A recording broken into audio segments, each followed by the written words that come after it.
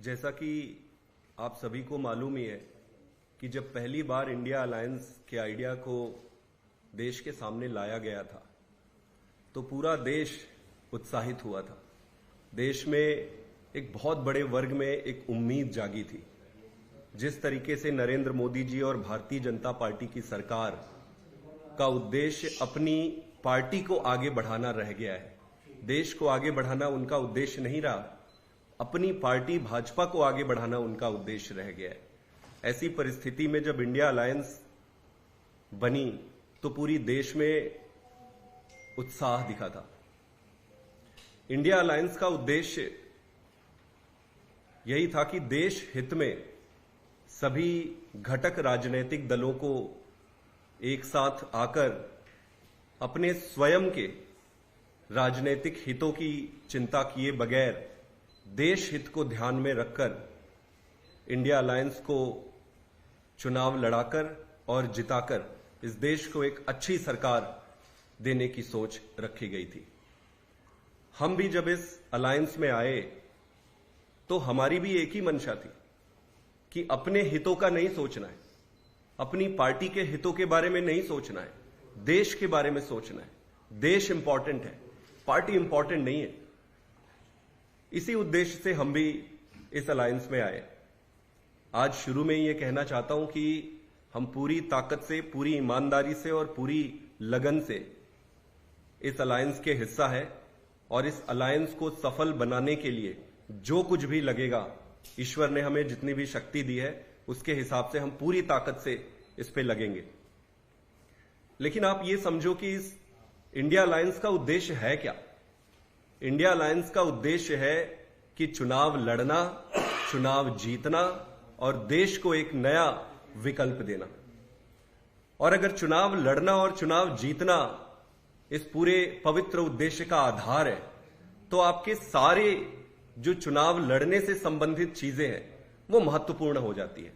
समय पर कैंडिडेट की घोषणा करना, आपकी कैंपेन प्लानिंग करना, सारे को एक साथ मिलजुल कर इस चुनाव को कैसे आगे बढ़ाया जाए उस पर बातचीत करते रहना। कांग्रेस पार्टी के साथ अलायंस की जो बातचीत हमारी सीट शेयरिंग को लेकर हुई थी, आप देखेंगे कि ये दो बारी ऑफिशियल मीटिंग हुई, एक 8 जनवरी को और दूसरी 12 जनवरी के आसपास। इन दो ऑफिशियल मीटिंग्स में जो चर्चा हुई, अच्छे एटमॉस्फेयर पे हुई, चर्चा हुई, सभी बातों पर चर्चा हुई, लेकिन उस पर निष्कर्ष कुछ निकला नहीं। आप देखेंगे कि इन दो ऑफिशियल मीटिंग के अलावा पिछले 1 महीने में कोई भी मीटिंग नहीं हुई है। 1 महीने हो गए मीटिंग का इंतजार करते कि अगली मीटिंग होगी, अगली मीटिंग में कुछ निर्णय निकलेगा और बात आगे बढ़ेगी। हमें बताया गया कि यात्रा चल रही है कांग्रेस पार्टी की, इसलिए शुरू में लेट हो रहा है, 2 दिन लेट होगा, 3 दिन लेट होगा। हम इंतजार करते रहे। इस बीच कई कांग्रेस पार्टी के प्रमुख लीडरों से मिलने का भी मौका मिला और उनको भी कोई आइडिया नहीं है, कोई क्लैरिटी नहीं है कि भाई अगली मीटिंग कब होगी। 1 महीने से ज्यादा होने को है। ऐसी परिस्थिति में अगर आपका उद्देश्य चुनाव जीतना है तो फिर मन में प्रश्न उठता है और चिंता होती है कि इस तरीके से चुनाव जीतना तो बड़ा मुश्किल हो जाएगा। और ये चिंता ही है जिसके कारण आज मैं यहां पर बैठा हूं और भारी मन से बैठा हूं। कोई हमें यहां पर आकर कुछ बोलने की और ये सारी चीजें करने की जरूरत नहीं होती अगर हम बातचीत करते। आप देखे होंगे पिछले कुछ दिन पहले हमने आसाम में 3 कैंडिडेट्स का अनाउंसमेंट किया था। मैं उम्मीद करता हूं कि इंडिया अलायंस उसको स्वीकार करेगी। ये 3 कैंडिडेट जो हमने अनाउंस किया है वो तैयारी कर रहे हैं। बहुत अच्छा रिस्पॉन्स है आसाम में, उनकी तैयारी शुरू हो गई है। समय को देखते हुए आज मैं साउथ गोवा से भी आम आदमी पार्टी की तरफ से कैंडिडेट की घोषणा करता हूं। आम आदमी पार्टी की तरफ से हमारे लीडर वेंजी वेगास जो है, जो बेनुलिम से वहां के विधायक भी हैं, वो हम कैंडिडेट के रूप में उनकी घोषणा करते हैं और मैं उम्मीद करता हूं कि इंडिया अलायंस इसको स्वीकार करेगी, इसकी अनुमति देगी। आप देखेंगे कि गोवा के चुनाव जब हुए विधानसभा के, तो विधानसभा के चुनाव में आम आदमी पार्टी की 2 सीटें आई थी और दोनों सीटें साउथ गोवा में है। हमारे एमएलए वेंजी और क्रूज बहुत अच्छा काम कर रहे हैं, ये दोनों बहुत पॉपुलर है वहां पर। कांग्रेस पार्टी की भी आज की तारीख में सिर्फ 3 विधायक हैं, उनके 2 विधायक उनके भी साउथ गोवा में है और 1 विधायक उनके नॉर्थ गोवा में। इस हिसाब से साउथ गोवा स्वाभाविक है कि अगर कांग्रेस की 3 सीट है और आम आदमी पार्टी की 2 सीटें हैं, तो स्वाभाविक रूप से 1 सीट आम आदमी पार्टी को मिलनी चाहिए और उसी के तहत विनेबिलिटी को ध्यान में रखकर, विनिंग प्रोस्पेक्ट्स को ध्यान में रखकर आम आदमी पार्टी ने श्री वेंजी जी के कैंडिडेचर की आज घोषणा की है। इसी के साथ गुजरात में भी आज मैं 2 कैंडिडेट्स का अनाउंस करने जा रहा हूं।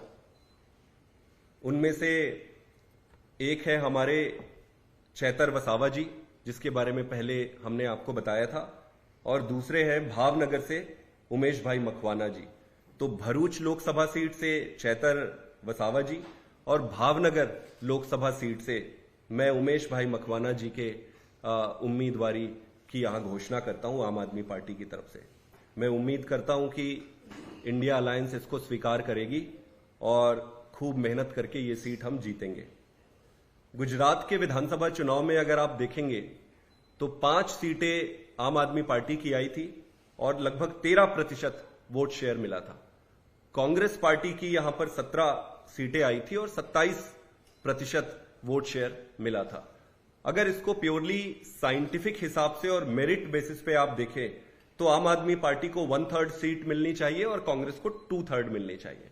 तो इस हिसाब से हमारे 8 सीटें बनती है अगर आप प्योरली मेरिट को और विनेबिलिटी को परिप्रेक्ष्य में सामने रखें तो 8 सीटें बनती है। हमने 8 सीटें मांगी है इंडिया अलायंस से, कांग्रेस पार्टी से। आज हमने 2 सीटें अनाउंस करी है, बाकी की 6 सीटों का कुछ दिन के बाद विचार करके आपके समक्ष रखेंगे। कांग्रेस पार्टी 18 सीट पे लड़ ले और 8 सीट पे आम आदमी पार्टी लड़ ले, ये बड़ा मेरिट के हिसाब से, वोट शेयर के हिसाब से सबके सामने है। इस पे कोई लाग लपेट और कोई छुपाने की बात नहीं है। इसके साथ साथ दिल्ली के परिप्रेक्ष्य में भी मैं कुछ बातें रखना चाहता हूं। दिल्ली के चुनाव में भी आपने देखा होगा, लोकसभा में कांग्रेस पार्टी की 0 सीट है, विधानसभा में भी 0 सीट है, एमसीडी में चुनाव हुए उसमें 250 में से 9 सीटें कांग्रेस पार्टी की आई हुई है। अगर आप मेरिट बेसिस पे और ये पूरे आंकड़े को देखें तो कांग्रेस पार्टी की एक भी सीट इस डेटा के हिसाब से नहीं बनती है। लेकिन डेटा सिर्फ इंपॉर्टेंट नहीं है, जो अलायंस का धर्मा है और अलायंस का मान रखते हुए, कांग्रेस पार्टी की मान रखते हुए भी हम उन्हें 1 सीट ऑफर करते हैं। तो हमारा यह प्रपोजल है कि कांग्रेस पार्टी 1 सीट पे लड़े और 6 सीट पे आम आदमी पार्टी लड़े। आज कैंडिडेट की घोषणा हम नहीं कर रहे। मैं उम्मीद करता हूं कि दिल्ली के परिप्रेक्ष्य में बातचीत शुरू हो, बहुत जल्दी बातचीत का निष्कर्ष निकले, हम सारे अपने काम पे लगे और अगर फिर भी निष्कर्ष नहीं निकलता है तो हम अगले कुछ दिनों में जो 6 सीट हम कह रहे हैं उन 6 सीटों पे हम उम्मीदवार की घोषणा करेंगे और हम अपनी तैयारी, अपना काम शुरू करेंगे। गुजरात के परिप्रेक्ष्य में एक बारी मैं आपको फिर से एक चीज बताना चाहता हूं कि भरूच की सीट में जब हमने मांगा तो हमें कहा गया कि ये इमोशनल सीट है। हमने पूछा कि भाई ये क्यों इमोशनल है, तो बताया गया कि यहां अहमद भाई लड़ते थे और अब अहमद भाई की बेटी यहां से लड़ेगी। तो हमने इसका डेटा निकाला।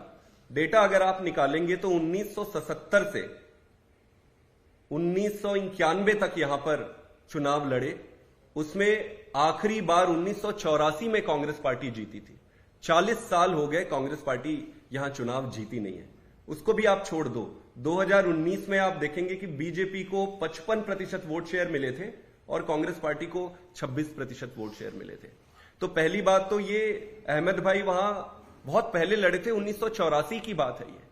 40 साल से यहां कांग्रेस हार रही, ना तो ये इमोशनल सीट है, ना अहमद भाई की सीट है, और ना ही ये कांग्रेस पार्टी की स्पेसिफिक सीट है जहां जीतने की प्रोबेबिलिटी है। मैं पूरी संजीदगी के साथ कहना चाहता हूं कि आज अगर भारतीय जनता पार्टी को हराना है तो आपको परिवारवाद से बाहर निकलना पड़ेगा। हमें यह नहीं देखना पड़ेगा कि कौन किसका रिश्तेदार है, किसको टिकट देनी चाहिए, किसका कौन रिश्तेदार है, किसको टिकट। आप प्योरली इस बात पे आपको जानना पड़ेगा कि कौन सी सीट कौन जीत सकता है और भाजपा को कौन हरा सकता है। आज भरूच में जिस तरीके से सेंटिमेंट से सारा का सारा भरूच चाहता है कि चैतर भाई वसावा उनके कैंडिडेट बने, सारा का सारा ट्राइबल समाज ये चाहता है कि चैतर भाई वसावा उनके कैंडिडेट बने। सारे भरूच में अगर इमोशनल बात कुछ है तो इमोशनल एक ही है, और वो है चैतर वसावा जी को वहां से कैंडिडेट बनाना चाहिए। मैं आज आपके सामने पूरी संजीदगी के साथ कहना चाहता हूं कि भारतीय जनता पार्टी को अगर एक सीट पे अगर कोई हरा सकता है तो हम भरूच की सीट पर चैतर भाई वसावा इंडिया अलायंस के तरफ से हरा सकते हैं। तो हमें ये देखे बिना कि किसके परिवार की क्या बनती है, ये देखे बिना ये देखना चाहिए कि कौन हरा सकता है भाजपा को। हमें कहा गया कि अहमद भाई की बेटी है मुमताज जी। मुमताज जी दिल्ली में रहती है, उनका कोई राजनीतिक पकड़ भी नहीं है। तो मेरा यह मानना है कि ये कोई इमोशनल सीट, ना तो इमोशनल सीट है, ना कांग्रेस पार्टी की ये सीट है। इसी तरह से अगर आप देखेंगे कि हरियाणा में, चंडीगढ़ में बातचीत जल्दी शुरू होनी चाहिए और वहां पे जल्दी निष्कर्ष निकलने चाहिए। पंजाब के बारे में हमने पहले स्पष्ट किया हुआ है कि वहां पर दोनों पार्टियों के जो ग्रुप हैं, स्टेट लेवल के जो लीडर हैं, पार्टी है, उन्होंने ये तय किया कि अलग अलग लड़ेंगे। उनका सम्मान करते हुए हमने ये तय किया है कि पंजाब में हम अलग अलग लड़ेंगे। अब चंडीगढ़, हरियाणा और बाकी के राज्य जहां पर भी बातचीत चल रही है, इन सारी जगहों पर जल्द से जल्द पूरी होनी चाहिए। मोटा मोटे आज हम साउथ गोवा से एक कैंडिडेट अनाउंस किए और गुजरात से 2 कैंडिडेट हमने अनाउंस किए। मैं फिर आपके माध्यम से पूरे देश के सामने और सभी के सामने ये रखना चाहता हूं कि हम अलायंस धर्मा के पूरा सम्मान करते हैं। हमारा उद्देश्य आज देश को बचाना है। आम आदमी पार्टी इंपॉर्टेंट नहीं है, देश इंपॉर्टेंट है। लेकिन ये देखना पड़ेगा कि भारतीय जनता पार्टी को कौन और कैसे हरा सकता है, इसी पर काम करना चाहिए। आज जो कुछ भी हमने ये अनाउंस कर रहे हैं, यहां आपके माध्यम से बात करने की जरूरत पड़ी है, वो बड़े भारी मन से करने की जरूरत पड़ रही है। उम्मीद करता हूं कि आगे की बातचीत जल्दी शुरू हो और सारी चीजें निष्कर्ष निकले। एक साथ मिलकर इंडिया अलायंस को मजबूत बनाएंगे और आगे खूब काम करेंगे। बहुत बहुत धन्यवाद। From breaking news, detailed analysis, in-depth interviews and explainers, follow the Times of India. Subscribe to our YouTube channel. Don't forget to like our videos and hit the bell icon to stay updated with the latest.